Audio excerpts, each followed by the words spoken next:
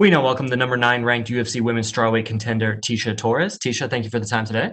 You're welcome. We will take the first set of questions from Gabriel Gonzalez with Cageside Press. Hey, Tisha, how are you? I'm well, thank you. So can you walk us through it? You get the call, Angela's out, they bring you Sam Hughes. I mean, where were you at? When did you get the call? All of that stuff.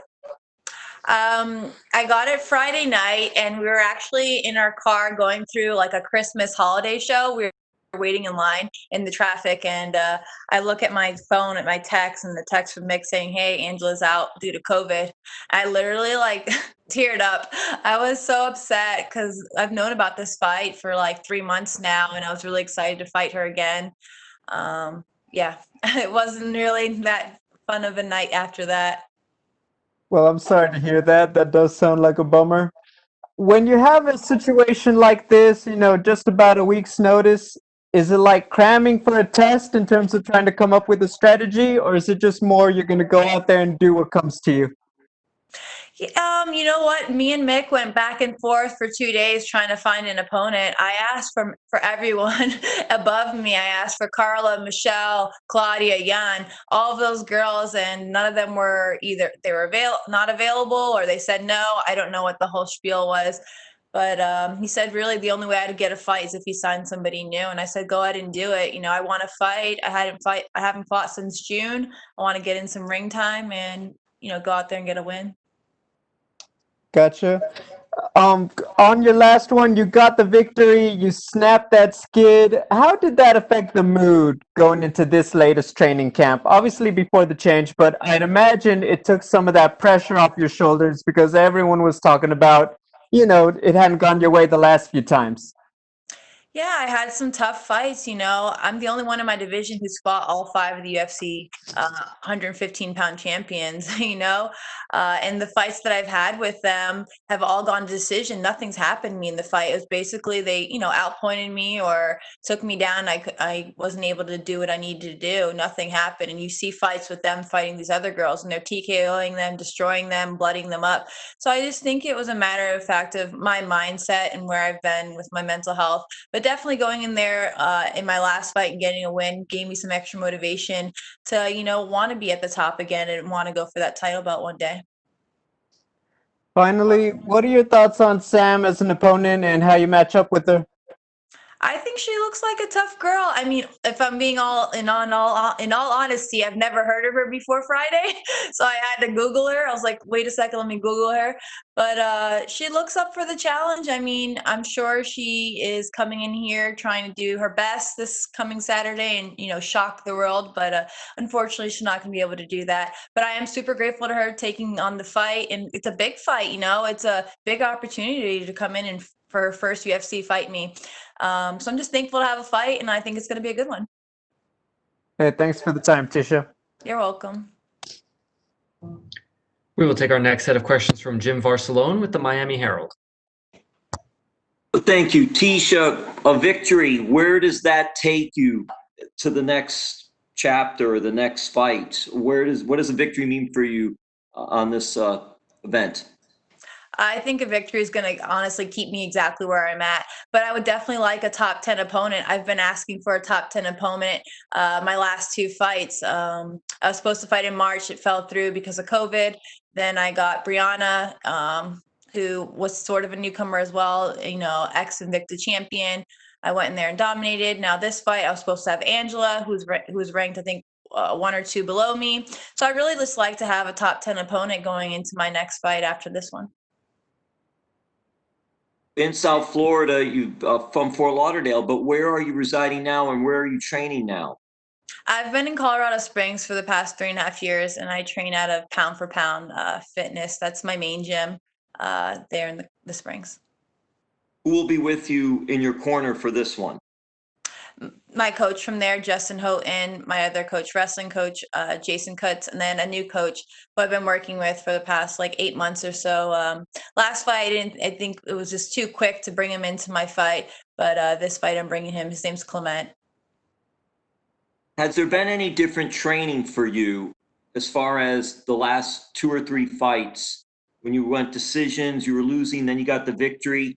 Have you seen your training change at all? Different things you've been doing, or has it been pretty much business as usual?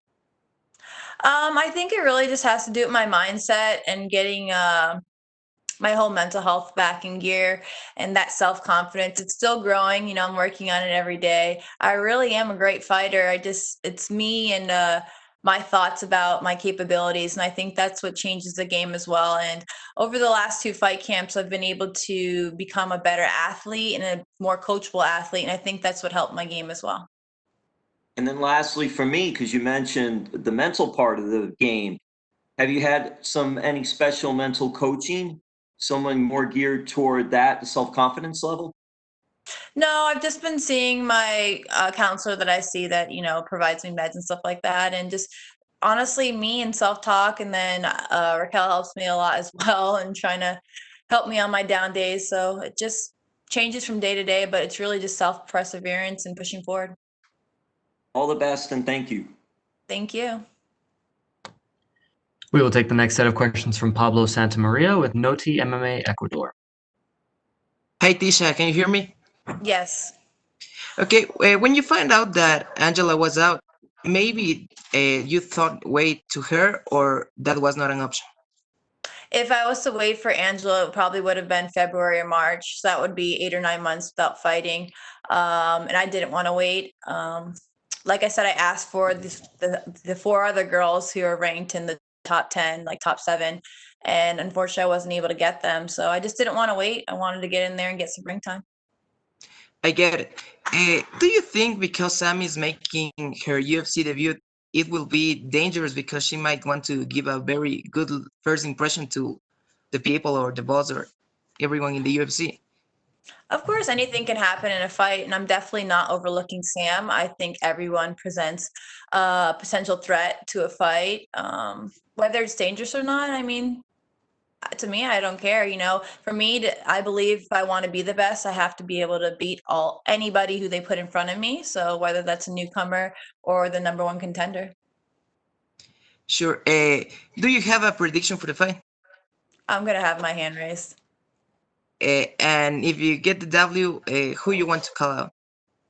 Not necessarily call it anybody. I just want someone ranked above me, preferably, definitely in the top 10 since I'm in the top 10. But like I said, any one of those girls I mentioned, Claudia, Carla, Michelle, Yan, I'd be very happy to fight any of them. I get. Would you like to send a message to your Ecuadorian fans, to your Latin American fans? A todos mis fanáticos de Latinoamérica, de los Estados Unidos, gracias por su apoyo y voy a tener una pelea bien grande ese sábado. Muchas gracias, Tecia. Good luck on your fight. Thank you so much. We will take the next set of questions from Ryan McCarthy with Low Kick MMA. Hey Tisha, hope all is well. Just wanted to see a couple things here. So, how is it preparing for someone like Sam on such short notice? Going from someone like Angela to Sam, in probably less than a week's notice. So, how is that difficult for you and the team to prepare for someone like that? No, it wasn't too difficult. I mean, like I said, I'd never heard of her before, so I just went off of a few videos I saw online, and before I said yes. And the big difference would be if she was like a wrestler coming in there, but she's not. So I feel like she's a well-rounded fighter. There's not one particular thing that she likes over another. And I think that her height she's still taller than me, a little bit taller than Angela, so she'll have a little bit more of a reach advantage. And I'll do the things that I need to do to keep her at bay and keep her at my will. So it wasn't much of a difference. She's not as technical Muay Thai, obviously, or the skill level as Angela in that aspect, but she possesses different things in her game that I think I'll be able to accommodate in my own. For sure. And then I know you mentioned you'd like a top 10 opponent after this fight. But would you consider running it back with Angela again? I mean, if it made sense, but at this point, I definitely would like somebody ranked above me. Prior to getting Angela, I was asking for somebody ranked above me, and I kept getting the same answer. They're either injured, don't want to fight me, or have a matchup already. So I would really like someone ahead of me. For sure. Well, thanks for your time, Tisha. Best of luck on Saturday. Thank you. Thank you so much, Tecia. That is all the questions we had for you. We appreciate the time. Awesome. You guys have a good one.